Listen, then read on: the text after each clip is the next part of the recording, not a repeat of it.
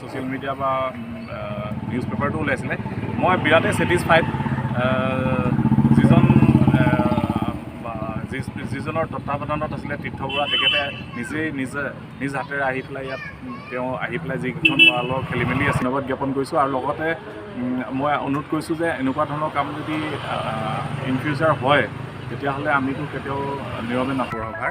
আমি এটা কমপ্লেইন পাই ৱালখিনি চাবলৈ আহি দেখিলোঁ যে অলপ বিসংগতি পোৱাখিনি মিস্ত্ৰীহঁতে ভঙাই আমি ঠিক ভঙাই দিলোঁ আৰু পিছত আমি এইখিনি ঠিক ঠাক কৰি সাজাম।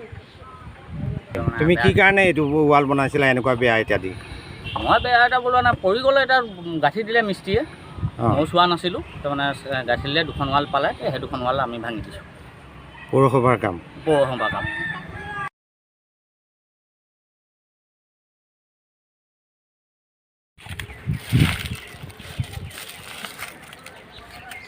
ই আহি লওক মিস্ত্ৰী ল'ৰা।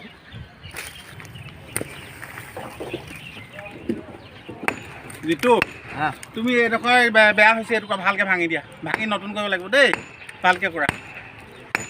অঁ ঠিক আছে।